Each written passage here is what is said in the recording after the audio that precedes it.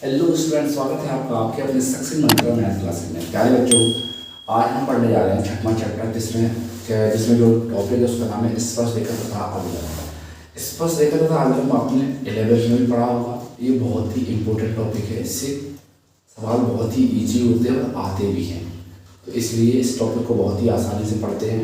इसका जितना भी बेसिक होगा मैं आपको बता दूंगा, कुछ सवाल भी लगवा दूंगा उसके बाद कुछ क्वेश्चंस आपको घर पे खुद लगाने होंगे ताकि आप अच्छे से कर सकें। थोड़ा टाइम कम है इसलिए मैं सोच रहा हूँ कि जितना बेसिक हो उतना मैं बता दूँ। तो देखिए आप ये पढ़ते हैं इसका बेसिक।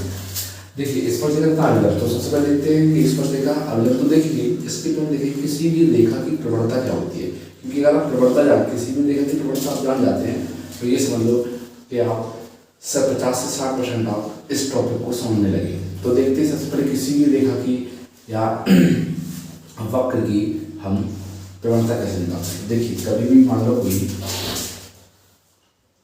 ये अक्ष है, तो देखिए इस अक्ष पर मान लो मैंने कोई रेखा खींची और रेखा खींची गई, मान लो ये खींची गई, एक रेखा खींच गई। तो देखिए हमें सबसे पहले ये देखना होता है कि ये एक्स अक्ष के साथ कितने कोण बना रही है। देखिए एक्स अक्ष के साथ एक ये कोण बना रही है और एक ये बना रही है, वही तो बन रहे हैं। लेकिन ये देखी जाए एक्स अक्ष वाली ये होती है ऋणात्मक और ये होती है धनात्मक। ये इस साइड की अगर ली जाए पूरी साइड तो ये ऋणात्मक होती है। हालांकि स्टार्ट यहाँ से ऋणात्मक होती है, लेकिन हमें ये देखना होता है इसके साइड ऋणात्मक आ रही है कि नहीं आ रही है। तो इस तरफ इसकी ऋणात्मक आ रही है, इसकी इस तरफ धनात्मक आ रही है एक्स अक्ष। तो देखते हैं जो धनात्मक होती है वही लेते हैं, हम इसे मानते हैं, इसे नहीं मानते।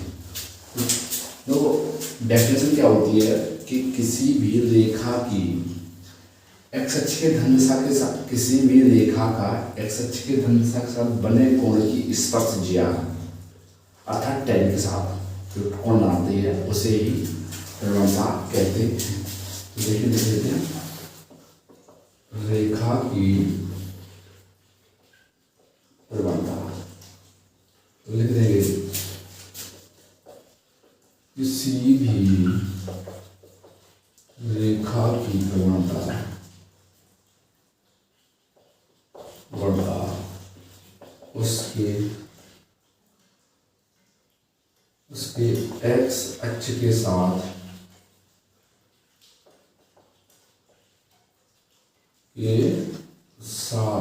बने कोण की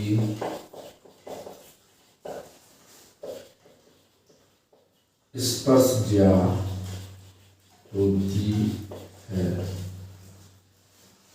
प्रवणता को m से प्रदर्शित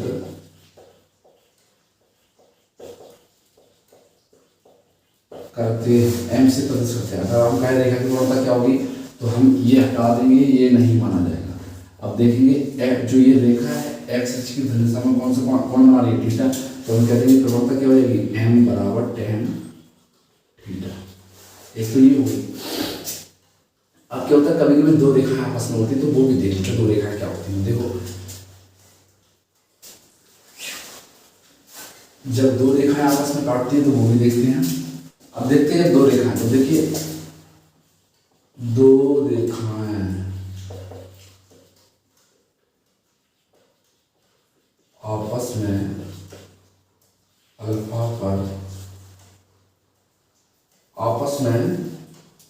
अल्फा कोण पर काटती हैं, तो उनके बीच का कोण, जब हम ये पूरी चीज करेंगे क्या, मान लिया मैंने एक ये खींच दिया एक्स डैश वाई और वाई डैश। अब हुआ क्या है, इसमें हमने जैसे ही खींची तो दो रेखा खींच के देखते हैं। मान लो एक रेखा खींच दी मैंने ऐसी, बस एक खींच दी ऐसी। तो देखिए दो रेखा खींच गई यहाँ ऐसे सब खींची है, दो खींच गई। देखिए ये और ये दिख रही होगी। देखिए अब क्या है, अभी मैंने बताया था कोई भी रेखा एक्स की धन दिशा के साथ कोण बनाती है वही स्पर्शज्या के साथ बनाया गया कोण प्रवणता कहलाती है। मान लूँ ये कोण बन गया अल्फा, ये कोण बन गया थीटा 2 और ये बना दिया हमने थीटा 1। ये मान लिया m1 है, ये m2 है। तो ये हमने सबने मान लिया। अब हम देखते हैं कि बीच में अल्फा बन रहा है ना, तो देखिए इसे समझने से बहुत ही आपके सवाल इजी हो जाएंगे, क्योंकि ये 2-3 प्रकार होते हैं इसमें, वो तीनों देख लेंगे। अगर आप ये समझ लेते हैं तो आपको दोनों प्रकार आराम से समझ में आ जाएंगे। देखिए जब इनके बीच का कोण क्या बन रहा है अल्फा, तो देखिए हम एक त्रिभुज उठाते हैं। मान लीजिए एक ये त्रिभुज बन रहा है, हमने ये त्रिभुज उठाया, यहाँ पे रख दिया, थोड़ा ऐसा लिखिए, ये क्या है थीटा 1, ये थीटा 2 और ये है अल्फा। मान लिया इसको नाम दे देते हैं, त्रिभुज को बोल देंगे ए बी और सी। तो ए बी और सी ये त्रिभुज मिल गया ना। देखिए आपने हाई स्कूल में 9th में पढ़ा होगा क्या कि जो बहिष्कोण होता है ना, वो अंतःकोण के योग के बराबर होता है। तो ये जो बहिष्कोण है वो अंतःकोण के योग के बराबर है। बहिष्कोण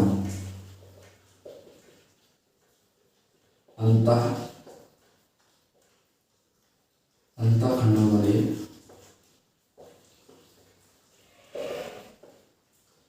कोणों के योग के बराबर होता है। कोणों के योग के बराबर होता है।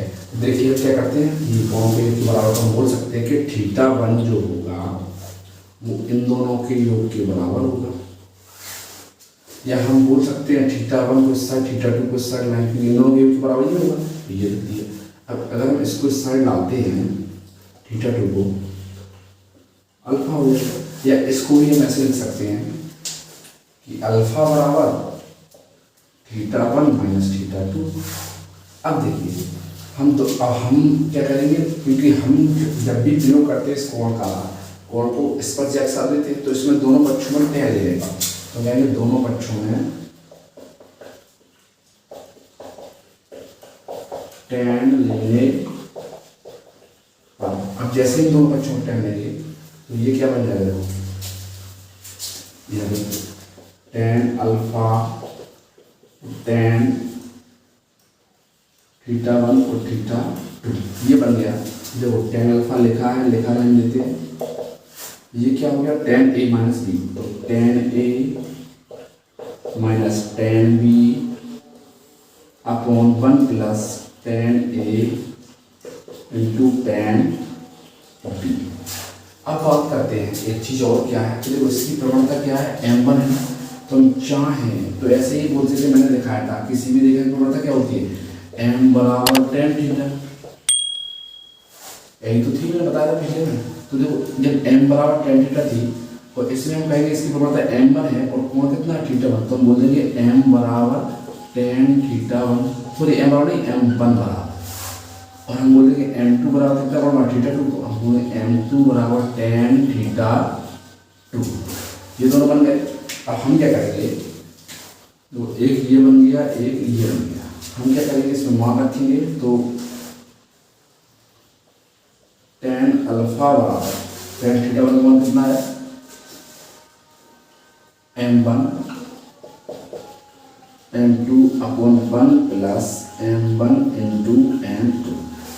और हमेशा ये याद रखना है कि यहाँ पे जो ये जो मान आता है, ये जो मान हमेशा धनात्मक आता है, इसलिए हमेशा इसमें मोड लगा देते हैं, क्योंकि ये मान हमेशा धनात्मक, अगर आपका ऋणात्मक भी आता है तब भी उसे धनात्मक मान लेंगे, इसलिए हमेशा इसका क्या लगता है मोड लगता है। तो मोड लगाकर इसको सॉल्व करेंगे। ये हो गया किसी भी दो रेखाओं के बीच का कोण निकाल लिया tan अल्फा, और अल्फा बराबर tan मान ले जाएंगे, आंसर आ जाएगा। तो ऐसे निकाल सकते हैं। अगर यही कब क्या हो, जब इन दोनों यही चीज मिटा देते हैं कि ये सब नोट कर लेना। अब देखते हैं जब ये दो रेखाएं आपस में, दो इन दो रेखाओं की दो कंडीशन बनती है, जब ये दो रेखाएं आपस में लंब होती हैं या दोनों रेखाएं आपस में समांतर होती है। तो हम देखते हैं जब दोनों रेखाएं आपस में समांतर होती हैं तो उनके बीच का कोण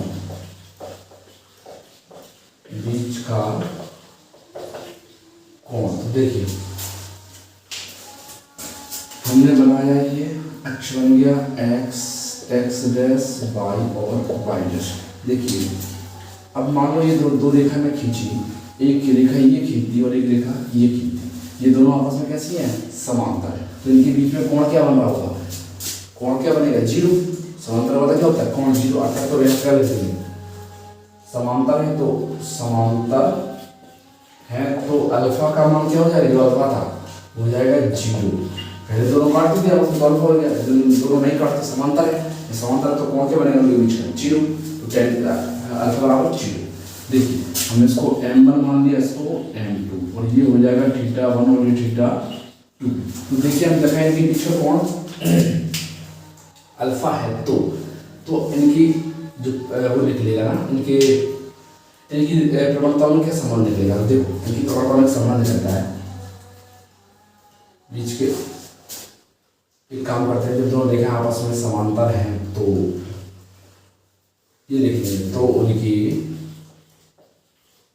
प्रवणता संबंध, ये संबंध बहुत ही जरूरी है, इतना जरूरी है आपको हमेशा रट ही लेना है।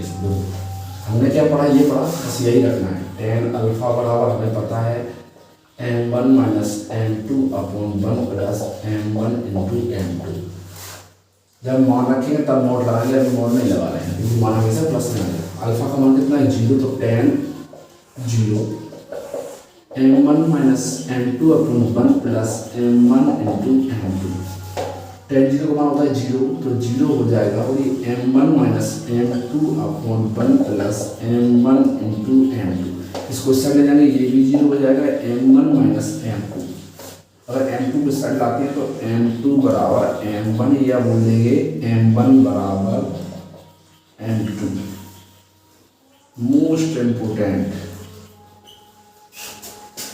हमें समझना चाहिए कि जब भी दो रेखाएं आपस में समांतर होती हैं तो उनकी प्रवणताओं में क्या संबंध होता है, दोनों प्रवणताएं आपस में बराबर होती हैं। ये समझ लेना बहुत ही जरूरी है।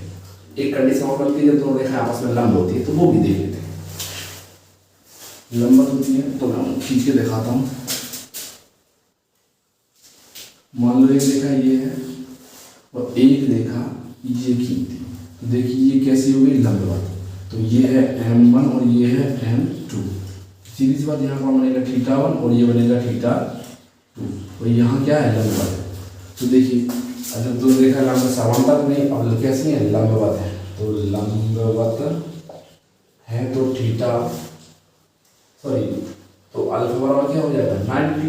हमें पता है, तो संबंध देखते हैं, तो प्रवणताओं क्या निकलेगा, तो हम बोल देंगे tan अल्फा बराबर m1 माइनस m2 अपॉन यही वाला 1 प्लस m1। इससे क्या है, उनके बीच के दोनों कोण कुछ भी हो रहा है हम हमेशा निकाल सकते हैं, उनकी प्रवणता कोई भी संबंध आराम से निकाल सकते हैं। बस ये अल्फा का मान हमें पता होना चाहिए।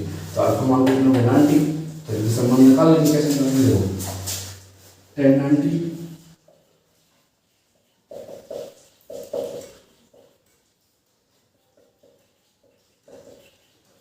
1/0,